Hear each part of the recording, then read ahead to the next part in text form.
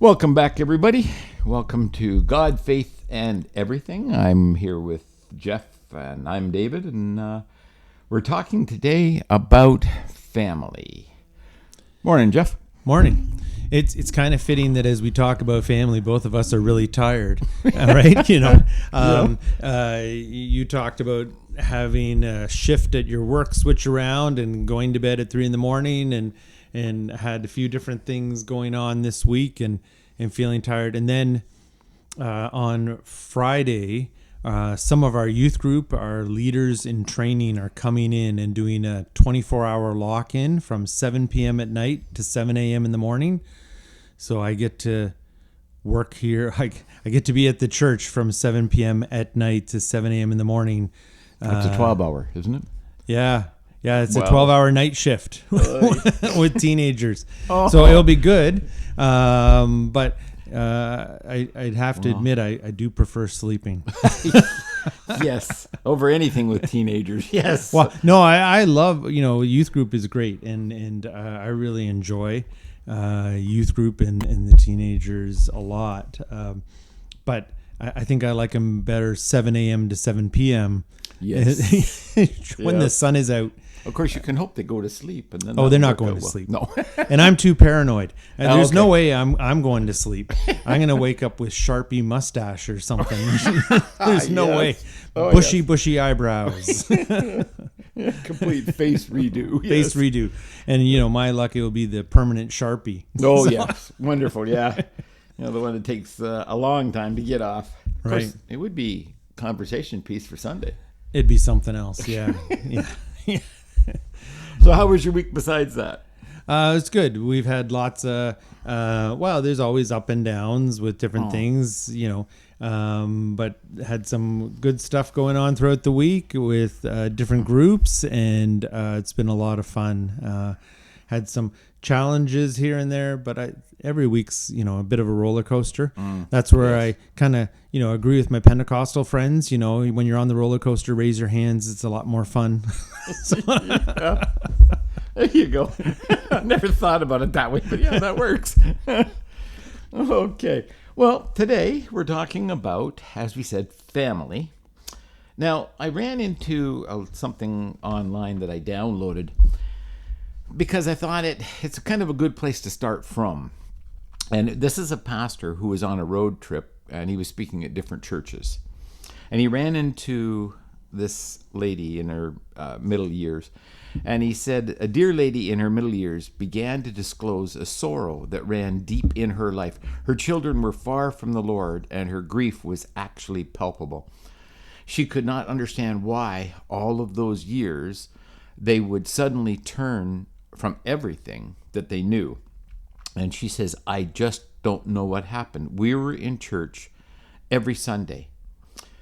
Perhaps you see why that conversation has lingered in my heart. Not only was her sorrow heartbreaking, but she also expressed a dangerous misconception about what it means to be a Christian family. And then we can go on from there. Yeah. Yeah, it's such a painful thing. And I know so many different people who, some of their kids are not walking with the Lord. I remember having a conversation with a gentleman, and we were talking actually about school and where you send your kids to school, and that's a whole parenting topic, right? Do you send your kids to Christian school, public school, Catholic school, if that's available in your area, or private school? And he was talking about how with his son had been actively involved in youth group and even in leadership of youth group, and then went to university, didn't connect with the church, and by the end of the first year announced he was no longer interested in church and wasn't even sure about faith, so that's painful. There's that moments where our kids are exploring different things, and as much as we'd like to force them to believe something, they go through that exploration. Yes, for sure. I think for me, the comforting thing is God, our Heavenly Father, is the best Father ever, right? Absolutely. And He's the best Father ever, but He Himself knows the pain of children who aren't following Him, right? And so God the Father empathizes with our pain. He understands. We know that He loves our kids more than we even love them. So He is working for them to come back to Him, trying to woo them and encourage them to come back to Him. And so God is on our side with that. And we see so often throughout Scripture, time and time again, God is gracious, compassionate, merciful, and welcoming kids back. But there's a lot to deal with when the kids aren't walking with God and wrestling a lot of times with guilt of, did I do something wrong? Right. Yeah, I find that a comedian once said, he goes, I wonder how old Satan was when he rebelled against God. He says, I'm guessing somewhere between 16 and 18 years old. Right? Yeah. Yeah. And I chuckled at that when I heard it, but in actuality, that seems to be a difficult time period right up through, like you just said, college or university, because let's face it, college and universities nowadays are pretty much cesspools of the opposite of Christianity. Yeah. Yeah, and it's a time for young people to reflect. I think back to when I was 18. I had grown up in a Christian home, and as I started working at different jobs, started to meet different people, and went to a few different parties and that, and then one evening I sat down and I thought, what do I really believe? What do I really believe about God, and do I want to be a Christian? And so what I did is I actually got out a piece of paper and wrote the pros and cons of being a Christian. And in my 18-year-old brain, thinking of the parties and everything that was available, the list of advantages for not being a Christian got pretty long. Yep. And the list of advantages for being a Christian was short. And it was, I recognize now that's a skewed perspective. And but on paper, it was leaning towards, hey, walking away and being able to do anything I want, as long as I don't hurt anyone else, looked really good. But then the thought hit me, God will not cease to exist because I decide it's more convenient if He does. Right. The reality is God will exist no matter what I decide. And if God exists no matter what I decide, then I need to live accordingly. And that, that was that process but I think for a lot of people at that age, they maybe don't articulate things, and they're going through, well, what do I believe? What have I inherited? And what do I believe? And so there's this process, and sometimes it leads to people kind of wandering outside of the church, or really wrestling if they want to, and sometimes walking away. And I know people have walked away and come back, and that's such a common thing. And so we keep praying.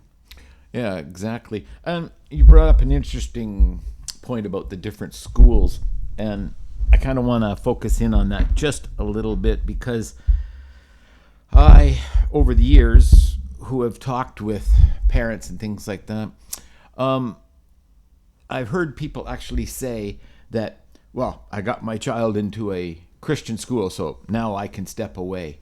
And David Jeremiah said this from the pulpit one day. He said pretty much the same thing, and then he turned around and immediately he says, not, he said, just because it's a Christian school doesn't mean you step away. You need to be, part of that as well. And I find that part of our problem with schools today is we have let schools dictate to us as parents what is and isn't going to happen. Yeah. Well, exactly, right? Because there's a variety of opinions on what is the right school for your kids, and I'm not sure that there's a wrong answer because there is. I have friends whose kids go to Christian school and have been blessed through that. They also tell me that it's easy to get drugs at the Christian school because there's a lot of kids that are sent there because they're troublemakers and their parents are trying to fix them. Yes. So they send them to Christian school. So sometimes some of the worst troublemakers are in the Christian school. So, it's not a guarantee. Like the curriculum is good, but it's not a guarantee that everyone around you there's no temptation. With the public school, my wife works in the public school system. All of our kids have gone through the public school system, and our approach has been, we want our kids to learn what it means to be salt and light.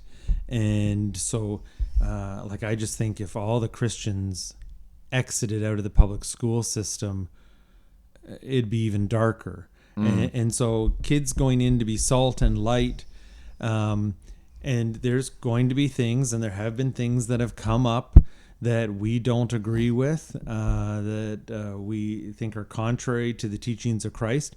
And so as kids come home, we talk about it, and we talk about it all along. And what we found is we've talked with kids from kindergarten right through to grade 12 as they've come up with different things. They've learned what it means to live in the world but be not of the world. They've learned to be a witness. They've learned to say, no, we don't agree with that, and we're going to stick it out. And so as they've gone to university, and we've had a mix of kids going to Christian universities and secular universities, the ones going to secular universities have been able to navigate that and weren't shocked by anything. And they were able to navigate it, and that will translate into work. I mean, in the workplace, you're going to have to deal with stuff. So for us, it's been lifelong training. And there's been moments of greater conflict.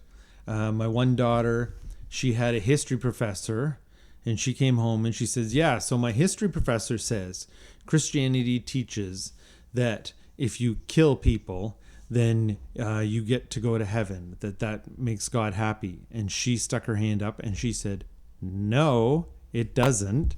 And he said, well, I studied Christianity at university. And she says, that's nice. I am a Christian, and I know that what you're saying isn't true. And so she stood up and pointed out, what he was teaching was a distortion. And later, when her marks in that class weren't great, and we knew there was some discord, spoke to the administration, and remarkably her marks went up the next week really quick. So and the teacher was spoken to, but but she learned through that to stand up for her faith. And she's an introvert, she's not an extrovert, but she learned to stand up through her faith. And that was in high school. That obviously would have been harder in elementary school, but we've had moments where that process has been good. We have other friends that go to a Catholic school system, and they appreciate the openness towards talking about faith, and then navigating what that looks like. And other ones that have done homeschooling, and that's worked really well for them, and they have different networks. And I think it's a difficult thing that you kind of work through, and it's okay to have different systems, but recognizing what maybe works best for your kids and your family. So yeah, the movie God's Not Dead, I really enjoyed that show for the fact that, as what you just discussed, basically that happened with your daughter, okay, that's what the movie is basically about. Yeah. In the fact that kid stands up against the professor, right, in there.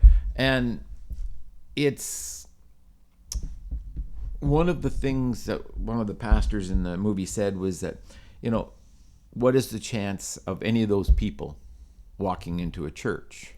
Right. Okay, and he said that you might be the only chance that these kids ever, are going to hear rather about Jesus. Yeah. And your daughter did that. Yeah. By standing up, for what she knew was correct and what he said is wrong. And I think that's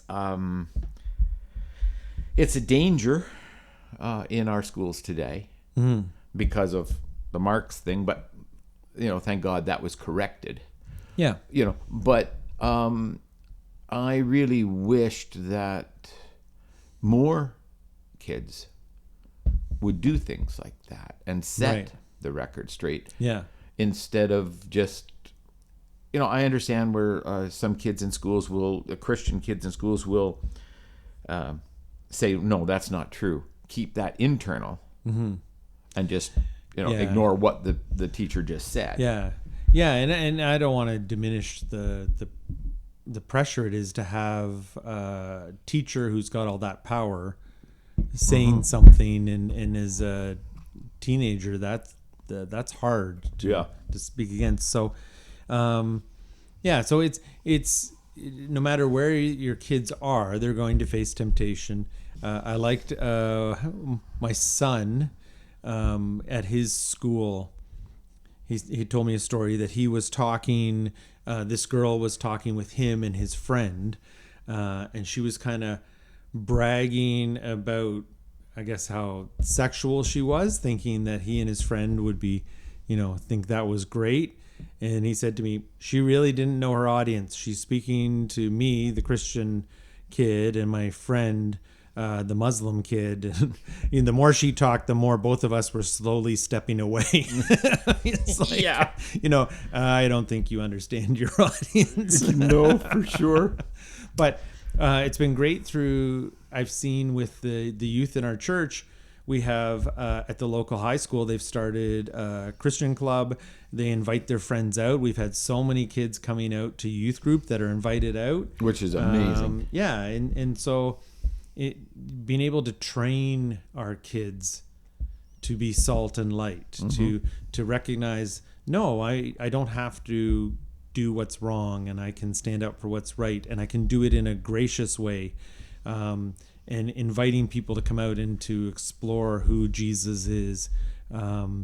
That's a lifelong thing that we're trying to mentor into our kids. Absolutely. Yeah. And what do we say to parents that their kids have stepped away from God? They've trained them all their lives and they've stepped away from God. What do you say to parents? What's really the only option that they have to do in that case? Like, I mean, we can speak to the children, of course, but if their mindset is of no, what's left? Right. And so, yeah, absolutely. So the first thing is prayer. Absolutely. Because recognizing that, like I said, God loves their kids even more than they do. And God desires for those kids to walk with him even more than they do. And then secondly is continuing to live as a witness, continuing and having conversations. It's not I want to corner you and I found this proves I'm right, but it's saying, hey, how are you doing? And in conversation, maybe mom and I were at church and this happened and that was really neat, and or we're still praying for you, or hey, I found this article that was neat. There's different, you keep having the dialogue. So don't say, well, I can't talk about faith at all unless they're really hostile and don't want to. Right. But keep praying. The big thing, not only recognizing that God is working in their life, is that it's not all on you as a parent. God is working. And when you look at someone's testimony, there are so many people usually involved. Right? So it's like dominoes. It's like all these dominoes to get to the end. So praying, Lord, bring someone else into their life, bring coworkers, bring friends, bring people around them that know you and love you. And sometimes that takes a really long time. Other times, I was just talking with a friend of mine last week, and he said their one daughter in high school really wrestled with faith and kind of was contrary to faith and contrary to her parents on so much stuff, but they continued to love her, be in dialogue with her, continued, and as she went through university, and now she's out of university. And my friend said, she came up to him the other day and said, "How did you know I would like come back to faith?" He's like, "What do you mean?" And she said how as she went through all of that, now she's back. She's like recommitted herself to Christ and recognized, there was areas where, she was off and her thoughts were off and she was influenced by those around her. And she was off, and she went through this whole process of examining everything and is now moving back into exploring her faith with Christ and recommitted herself. And she said, "How did you know?" And he said, "We just prayed and we just loved you." Right. And so I've seen examples of that. And I know other examples where the person is praying 20 years later. And on a side note for everyone, we're in an old building. This part of the building's from the 1950s, and the wind outside moves, and it sounds like people are walking down the hallway. It's not ghosts. I work in the church a lot by myself, and it's interesting how it creaks. Yes. Dave's looking around like, who's going to come out of the closet door, because it keeps banging and like there's someone in the closet. Yeah, I was wondering, is somebody stuck? We should help them. If I do look and there's someone there, this is going to be a great story for later. But there's no story, because it's going to be every man for himself. I'm out of here, depending on who comes out of that closet. Yeah. Okay, so you bring up a really interesting point. So how do we make faith discussions a natural part of daily life? Yeah. Especially when the child is hostile towards Yeah. Well, and I think for me, and for Jacqueline, for our family, it's from the cradle on. So what we did with our kids is, my kids were little. I was trying to get them ready for bed, and I was getting kind of frustrated that they weren't getting ready for bed fast enough because Survivor was on, and I was hoping to find out, who's getting voted off the island, and they're not brushing their teeth fast enough, and I'm getting irritated, and I suddenly had this moment of clarity where I thought, this is really stupid. Like 20 years from now, I won't remember anything about Survivor, like who was voted off. I'm not going to remember. That's not important. But 20 years from now, who my kids are and the memories we have, and that so much more important. And so in that moment, I decided, okay, I'm going to make putting them to bed a priority. For me, at that point, I actually went and canceled our cable. Now it's back, but at the point I canceled it.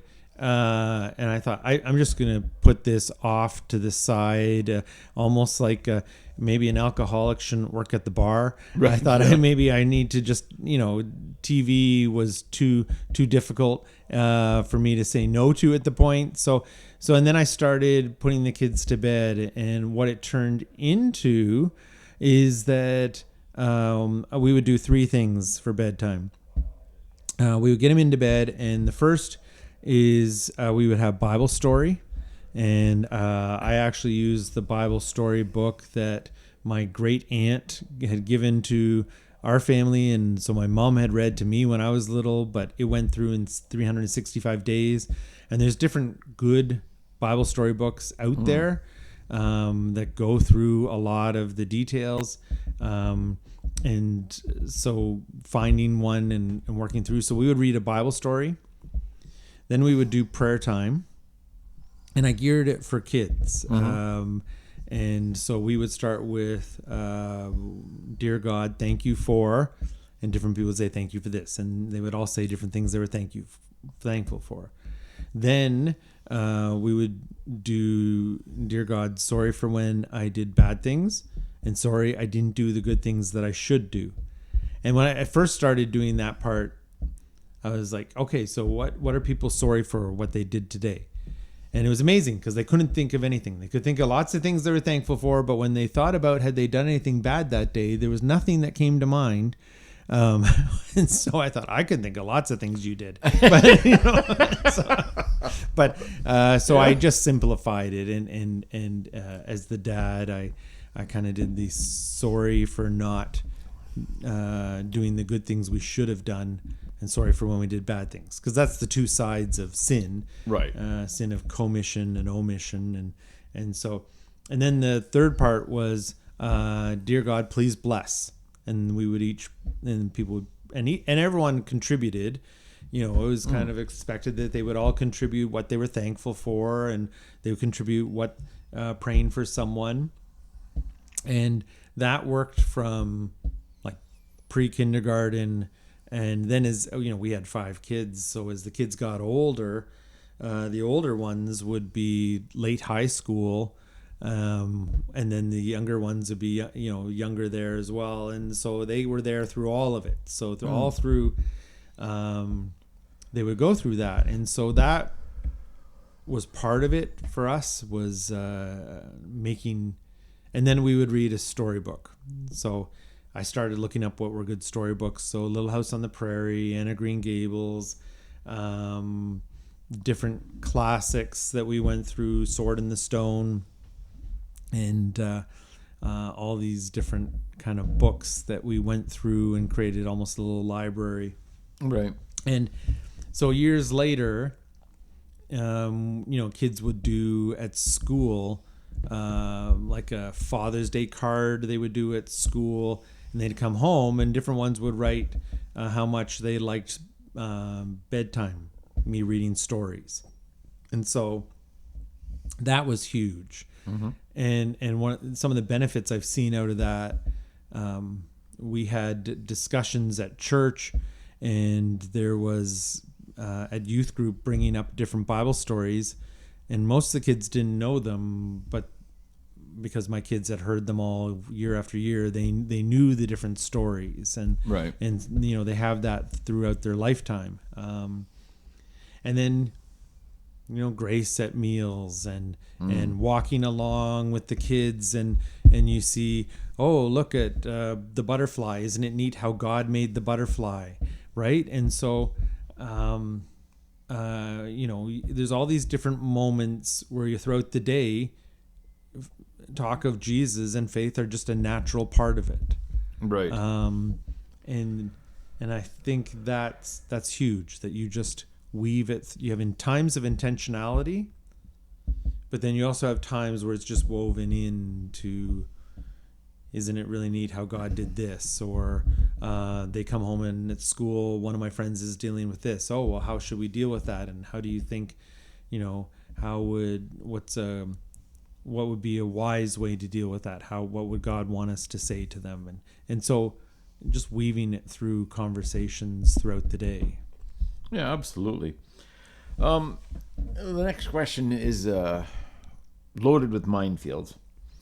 But it's something that I think we really do need to talk about, because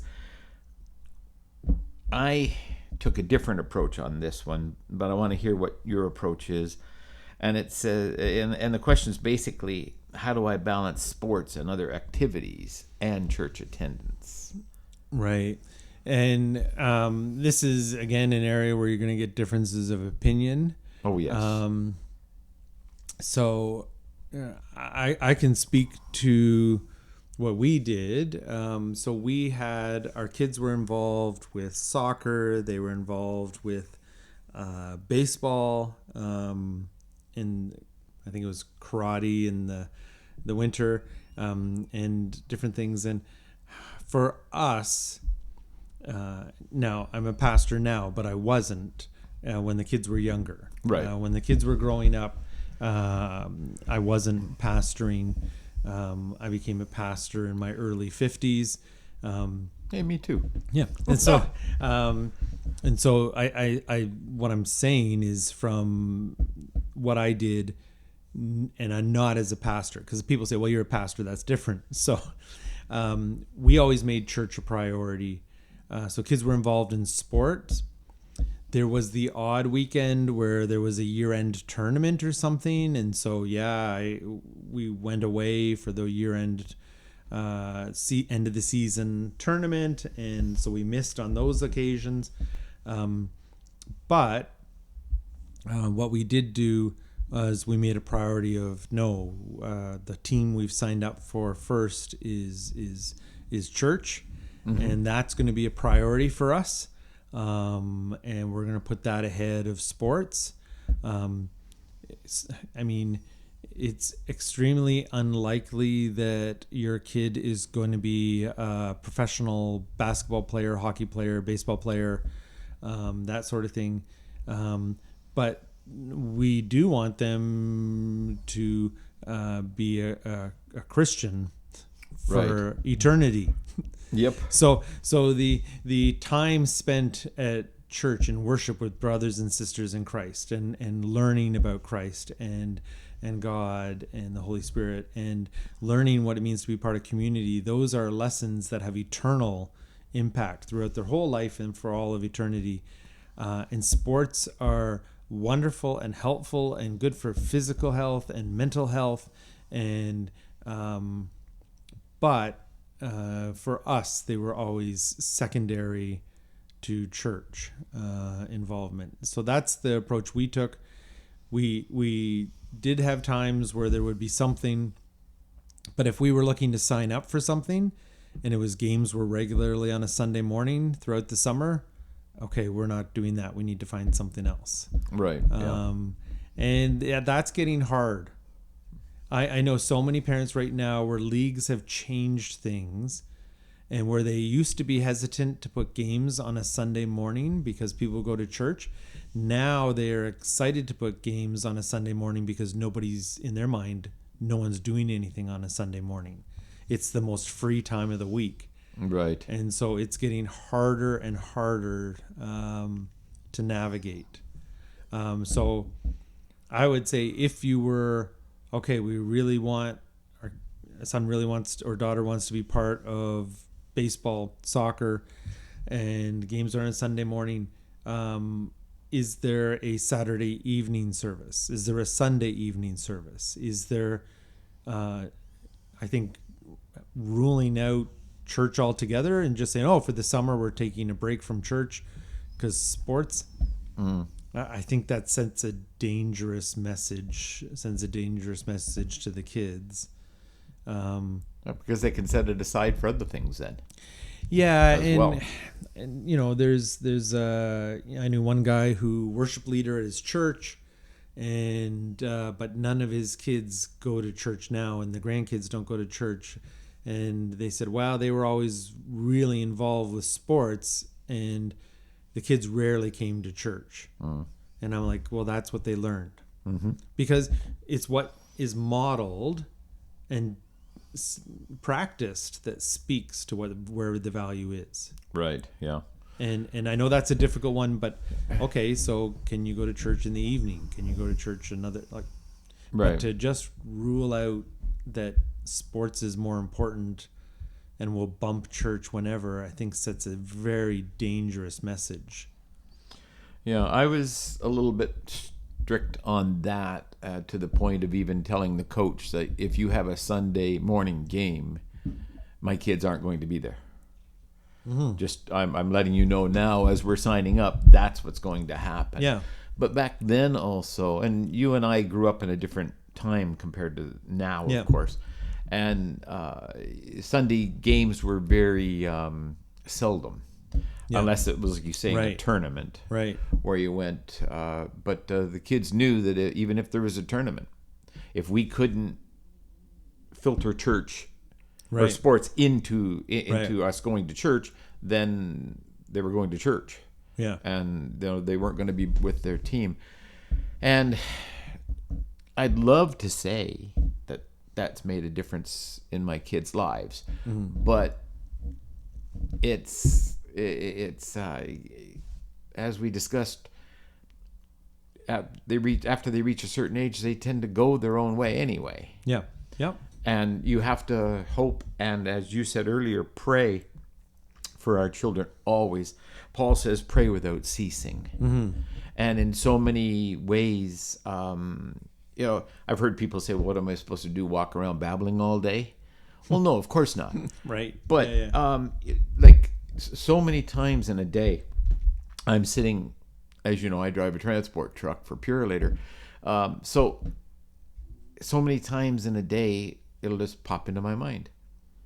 So I think I can take that opportunity to pray for my kids. Yep. And I think that's one of our greatest weapons against Satan, who's always after our kids. Is the continued prayer, because I've heard stories of people who've prayed for their fathers, say, all their lives, 70 years, 60 years. And then on their deathbed, they accepted Christ. Well, what a awesome thing that they accomplished, even though, of course, we know that God did that through the Holy Spirit. But it's still their prayers that God heard. And that's what I think when we, even in sports, I don't know if they still do it because I'm not around it anymore, but they used to have prayer in sports as well before. Right. They they don't do that. Oh, okay. Yeah, that shows you how old I am. There you go. Yeah. know. But okay, so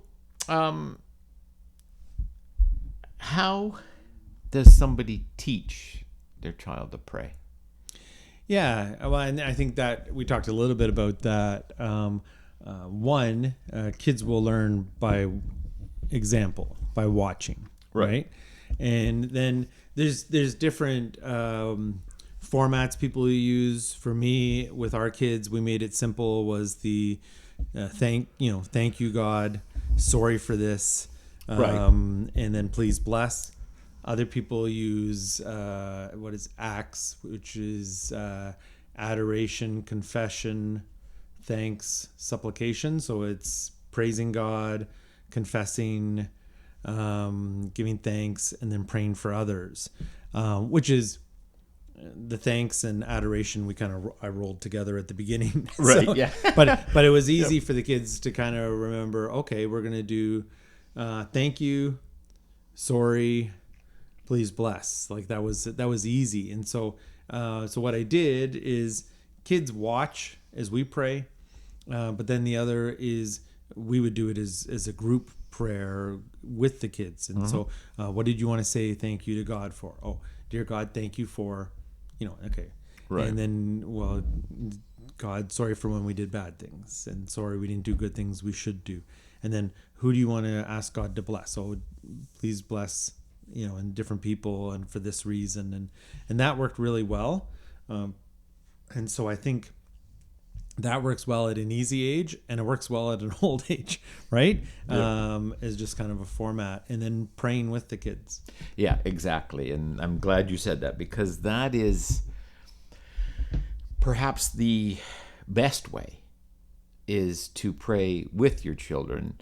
I've heard so many parents say, don't forget to say your prayers. Mm-hmm. They're in their room alone saying their prayers instead of mom and dad being there with them. Right. And that creates such a dangerous situation in my estimation, because number one, you don't know if they did it. Yeah. And number two, when mom and dad and the children pray together, it's like a husband and wife praying together. It has so much more power going to God than it does just, not that there isn't power in the child's prayer, of course, but there's just so much more when everybody is involved in it. Yeah. And I find it, I used to find it quite, fun's not the right word, but sometimes entertaining, depending on what they're praying for, right, and things like that. Right. But I found it very encouraging, very uplifting to hear their prayers. Mm-hmm. It was some of the things that kids pray for is just like, how old are you? Type of a thing, right? And it's just amazing. Yeah, and our role really changes as parents as kids age, right? Oh, yes. Because when kids are little, really little as a baby, you're doing everything. And then as toddler and little kids, you again are doing almost everything. Like, you're telling them what to do. It's supper time now. It's bedtime. You're helping them get dressed in the morning. Eventually they start to pick their own clothes, but the scale of involvement goes from baby, where you do everything, to little kid, where they're starting to have some of their opinions. But like I said to people, when the kids are 8, they can have a suggestion for supper, but they don't get to pick supper, because we're not having cheeseburger every night. And, you've got to have balanced meal. Right. When you get into high school or junior high, you almost become more of a coach, where they're making decisions and you're coaching them and giving advice. But a coach is still in control. Like, a coach can pull somebody off the ice and bench them, right? A coach still has control. And then you move to their adults, you become an advisor, if you're lucky. Yes. Right? Yes. But you're not telling anyone anything. I've seen this with my kids through the medical system. They hit 18, and the doctor gets permission from them to include me in a conversation. Is it okay if we, bring your parents in? And but they make decisions. They make decisions about university. They make decisions about who they're dating.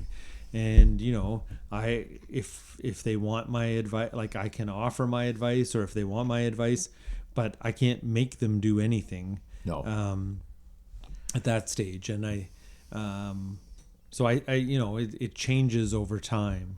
And I think part of it is recognizing for ourselves where are our kids at, and helping them make wise decisions as they go. And it's interesting how much, there's such a range with parents too, of different, how much freedom they allow their kids and that. So I see everything from the parents that are very controlling and the kids can't do much, to parents that don't know where their kids are.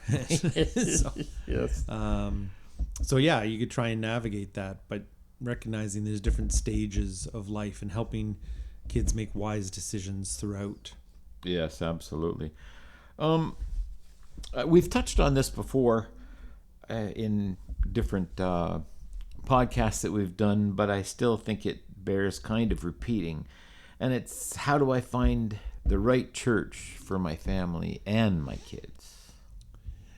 Yeah, and again, that's going to come down to philosophy, right? Because of what you're looking for. Because one approach is I want to find the place that has the most amazing kids program, and it's kind of like shopping for a daycare, or shopping for church, or like, it's what's got the best programs, and so having something for the kids is certainly important.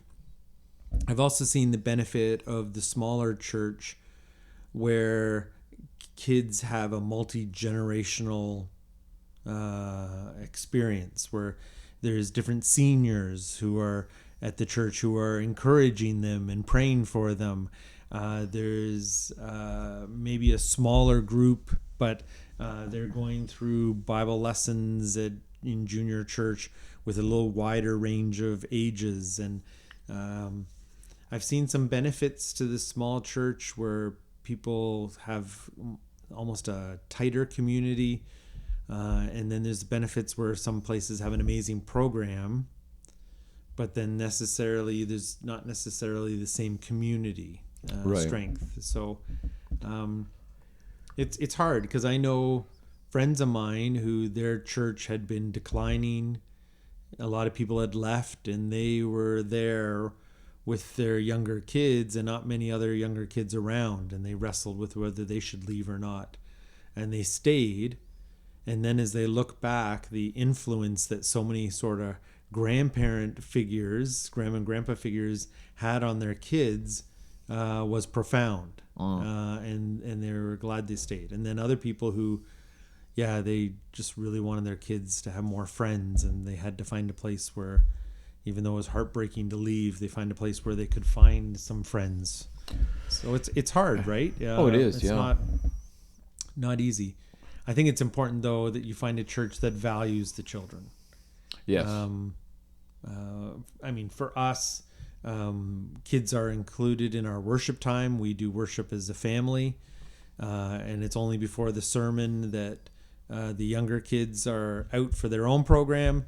I know some churches where the kids stay in for the sermon, so they kind of have that family experience the whole way through. For us, we're like, well, don't want to make the kids suffer that much. So they go off for age appropriate lesson, and they have a great time, and that works well. Well, one of the things that I loved that we did, that the through Christmas especially, there were your sermons and the kids, what the kids were learning were the same thing. Right. And because that gives them something amazing to talk about for the kind of like on the way home, or or whatever throughout the day. And I find that you said something about a church having wonderful programs. For me, it's more the church having wonderful people. Right. Yeah. Because you can have all the programs in the world that you want. Right. But if you don't have the right people Yeah. teaching those programs. So when we were looking for churches years back, I was always looking for who was in charge. What was their, not credentials, so to speak, as far as Right. degrees and all this, but what was their feelings? How were they thinking? Were the kids important to them, or were they Right. just filling in for for the morning type of a thing? And that you only learn by being being in the church Right. for a little bit. Yeah. So when you're when you're picking a church, as we've said before, you can look online and you can see the sermons that they preach, but that's only the pastor. Yeah. You want to know the community, right? Exactly. And the music, because music to me, and as we're both pastors, I don't mean to say is a negative thing here, but I find that music can drive home a message and can bring a person to Christ faster than anything that you and I can say. Yeah, and for me, it's also how the community responds to children. So I years ago, there was a baby fussing in the service, and right after the service, one of the seniors made a beeline for me. And to be honest, my reaction was, "Oh no, they're going to be upset," because I was debating it like, "Oh, is the baby fussing too much? Should they maybe?" At what point do you? And the person came up and said, "Wasn't that wonderful to have that little baby and have new life in church and have that's so exciting?" And I thought, "Oh, that's great!" Like I loved the attitude, right? Yep. Now, you obviously need to have order in worship. So you don't want to put the nursery in the first 3 rows of the church, right? So you can't hear anything. Yeah. But to have a place where kids are singing along in worship and are maybe making a little bit of noise here and there, but it's community, and for me that's important. Oh yeah. So it's finding a place where kids can be part of. And so sometimes that means a little creativity. I know we were part of a church and youth group was pretty much non-existent. And so our kids went I knew the pastor at the church down the street, and so our kids actually went to the other youth group for a Right. while. Yeah. And the other church was like, yeah, that's great. You know, they went to the other youth group, but then they were at worship on Sunday as family here. And so churches working together sometimes can be really good, helping. One church might have a kids program during the week. One church might have youth group that's doing well as a week. And I think there can be some benefits to working together as a church to help these smaller communities of faith thrive, but in cooperation with one another. Yeah, absolutely. I like what you said earlier about the person coming up to you, because when I'm preaching, if I hear a baby starting to fuss, usually the parents begin to get nervous. Yeah. And they begin to get a little self-conscious about this. Yeah. And I'll usually stop and say, now there is a child making a joyful noise Right, unto the Lord. right. And all of a sudden you see all the pressure drain out of their Right, faces right, and everything right. like that.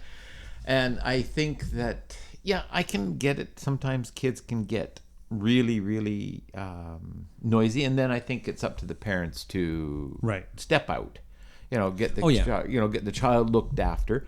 But some noise, like, Yeah. hey, it's what church is all about. Yeah. It's like you don't have a community of people and everybody's just dead silent all the time. Right. Right. The only thing that I hate, I've always hated it since cell phones came out, is The cell phone when one? people do not silence them. Yeah. And they go off in the middle of service. Sure. I know. I've joked sometimes about at least put it to music that kind of works well with my sermon. So it sounds like, Yeah. as I'm preaching, maybe there's organ music playing in the background or Yep. or something that kind of builds the momentum. And that's great. My wife did that by accident. She got Yeah. a new cell phone. Oh, yeah. It's And that, so, I easy. apologize to you about that. I felt so So terrible. easy Because to do. she just, and of happens. course you're struggling, so that makes it Yeah. even harder to get Yeah. the thing shut off. Well, I think the worst was, not to keep going too far down the rabbit trail, but the worst was I was preaching and the person about 2/3 back, their phone is going and they get it out and they answered it and they had the conversation. Yes. And I can hear the conversation. Yes. And I'm like, okay. And this person they were over 50. I don't want to guess how old she is because, and I'm like, okay, this isn't a teenager. Like the teenagers even know better. You're Right. having a conversation, like get up and get out. Yeah. Sort of thing. But that was, Exactly. that was actually, that's happened a couple times. Once when I was preaching, once when someone was giving their testimony and I was like, all right, I'm about to go over and take your phone away from you. When they were interrupting the person giving their testimony. Oh, I mean, yeah. I mean, I've been in many churches where they'll say right off the bat, please turn your cell phones to silent Right. or off Yeah. during the service, Yeah. because I find that if somebody's cell phone goes off, people around them get angry. Now they have lost the Right. message Yeah. Yeah. because they're no longer paying attention to Yeah. you. Yeah. Or the pastor, Yeah. the anger has now turned towards them, and Yeah.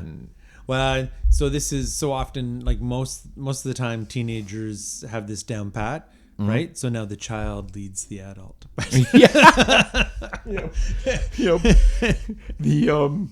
I was preaching in a church, and somebody's cell phone dings when a message comes in. Yeah.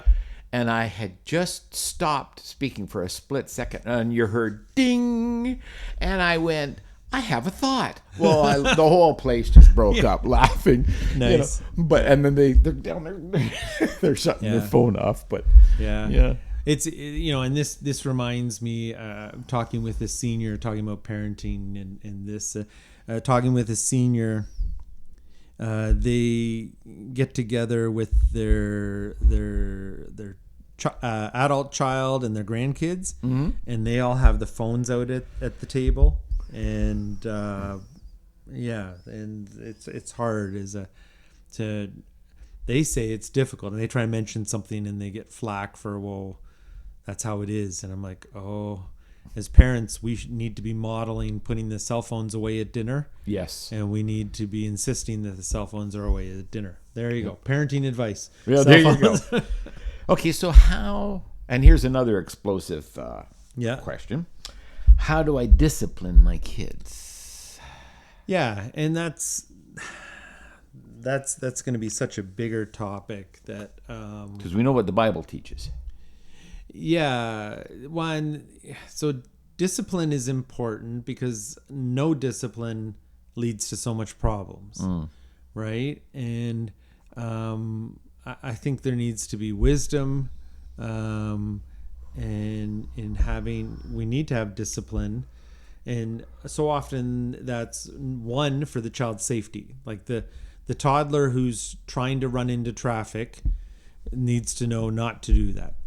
The toddler who's trying to touch the stovetop element or put the fork in the outlet or, trying to grab the dog by the face, the muzzle, and rip its lip. And in those instances, you need to tell the kid they need to stop, and it needs to be stopped now. And you don't let them keep doing it, and you don't sit there staring at them going, now, sweetie, we don't want to pull on the nice Doberman's lip, right? Or no, we should not be running in traffic while we run behind them, telling them. No, we pick them up and we stop them, Yeah. right? And we don't allow them to continue to do it. And sometimes parenting gets a little too gentle, where we're allowing the kid to put themselves in risk and danger while we try to explain to them like they're a 22-year-old Right. the pros and cons of walking through busy traffic. Yes. And no, that's again, when the kids are little, we tell them what to do. And we can explain why afterwards, but then if they keep insisting, the bottom line is no, I'm the parent and I said no. Right. And no is no. You can't just have chocolate bars for supper. Come on. Yeah, right. You can't play in traffic, all these things. And then as they get older, you try and explain the reasoning. But I know my son, he was in senior kindergarten. He went over and visited a friend. A while later, I hear the doorbell and knocking on the door. I open the door and there's the friend's mom, totally flustered. And she's going on about, I just can't do it. No. And I need to go and he needs to come home and no. And she leaves and I have no clue what's going on. Like she was in a kerfuffle. I don't know what's going on and they leave. And I'm like, so what happened? We were just playing. Great. What were you playing? We were playing Star Wars. That sounds like fun. She seemed upset. Why was so-and-so's mom upset? What were you doing as you played Star Wars? Well, we had lightsabers. What did you use for a lightsaber? Well, we had shovels. Oh. And I hit his little brother. Eventually, I find out he hit the little brother in the face with a shovel and his teeth were loose. And she was rushing off to the dentist to see if the teeth were going to come out or not. And I'm like, that explains it. All right, you need to come over here and you need to sit on the stairs and you are having a timeout. I didn't send him to his room. His room is full of toys. Yeah. Why? Like this whole. Gee, thanks, Dad. Send someone to the room and they sit there playing on the PlayStation. Yeah. Oh yeah, harsh punishment. No, sit on the stairs. The most boring spot in the world is the stairs, right? Yep. So sit on the stairs. You don't get to move. A while later, he. Can I move now? No.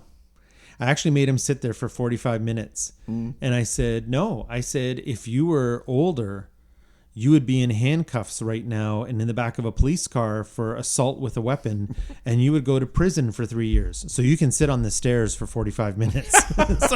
And he sat on the stairs, and he's an active little boy, and that was like death warmed over for him. But he learned, and that he had to stay there, and there was consequences.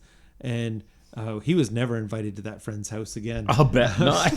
In fact, the mom wouldn't even make eye contact with us when we dropped them off for school, even after we apologized and everything and asked how the son was. But yeah, we would do timeouts on the stairs. We would, we would do things like, oh, one of my kids, I get a notice from the school. He hasn't handed in several assignments. All right. Hey, until you hand in these assignments, you're not allowed to play with the PlayStation. Video games are off limit, and that privilege is taken away. Once I find out from the teacher that the assignments are handed in, you can have the play again. But I need to find the teachers needs to tell me that they were done well. I don't want garbage handed in. Right. I want it done well. And so it took a few days and they were handed in and then privileges were restored. So removing privileges is huge, and never threaten something you won't follow through on. Yes, I absolutely. hate hearing someone saying, if you do that again, I'm throwing the PlayStation in the garbage. Yeah. Really? You're throwing a $500 game system in the garbage? Yeah. Don't say that, because I know you're not going to do that. They know you're not going to do it. But taking away privileges. One last story. A dad dealing with a teenager said, oh, my kid, she'll only wear like expensive designer clothes. And then she's so rude to me. And like I try and talk with her and she just walks away texting on the phone.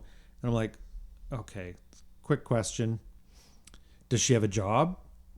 No. Well, who's paying for the designer clothes? Well, I am. Well, then stop buying them. Yeah. You're the adult. You don't have to buy them. Mm. You can say, I'm willing to pay for this. If you want more, you get a part-time job and you can pay for the upgrade, but I'm not paying for it. Number 2, she's rude to you and on the phone. Is she paying for the phone? No. Well, take the phone away. And if you're having a hard time with, well, she won't give me the phone, that's an easy call to Bell, TELUS, Rogers, whoever. Say, yeah, I want to put this account on suspension for a bit. Yep. Yep. If you're paying the bill, you can cut off the privileges. And she's treating you like garbage because she's learned who the boss is and it's not you. Right. Yes. And you don't have to be draconian, but oh my goodness, to have treated like that and you're still paying for everything. Like, there needs to be wisdom. Yes. So Yeah. anyways, removing privileges, we very rarely, like, as a toddler reaching to touch something that was dangerous, there'd be a little slap on the back of the hand because you can't explain to a toddler the pros and cons of knife throwing. But a little slap on the hand and there's no mark. They're not hurt. No. It's but they understand don't. Right. A toddler doesn't, Yeah. and so very limited in the physical, but sometimes when they're little, or little pat on the diaper padded butt, that just, but I'm not pulling out a switch from a tree or anything like, so. Oh, something like my dad did with me. Oh yeah. So, but I think removing privileges, timeouts, and having wisdom, but being consistent, but it's such a big topic, right? And Yes. I've had moments where some parents have said, I just don't know what to do with my kids. They're out of control and they're in junior high or high school and there's been no discipline the whole life. And I'm like, oh my goodness, how to turn the ship around now? Yeah. Not impossible. No, but very difficult. Very difficult. And so, yeah. Okay, this is not a debunk question because normally we have a debunk question. Which always sounds like French bunk beds, but anyways, yeah. Oh, sick. Or Dutch. It's the Dutch. Oh, okay. Sven debunk. Anyways, Sven is maybe Swedish. Anyways. Yes. All right. I'll stop. Okay. Yeah, please. I mean, humor. Yeah. Hans, that would be it. Yeah. Okay. since we don't have a debunk question, actually, you sent this one in to me, and I think it's a really interesting one, and it's advice to the younger me. Experienced dad to a new dad. What would you say to a new dad today?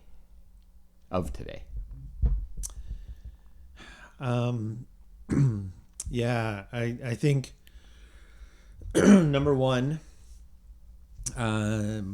time spent with the kids is something that's so important because you don't get it back. Enjoy those moments. Enjoy the moments. We're always thinking of what's next and what's the future and working on stuff, but enjoy the moments. Spend that time. I think some of the best time I ever spent was deciding I was in charge of bedtime. And that time praying with them and reading Bible stories and reading other stories, and that's great. Creating family memories. When the kids were little, we started pizza movie night. Saturday night was pizza movie night.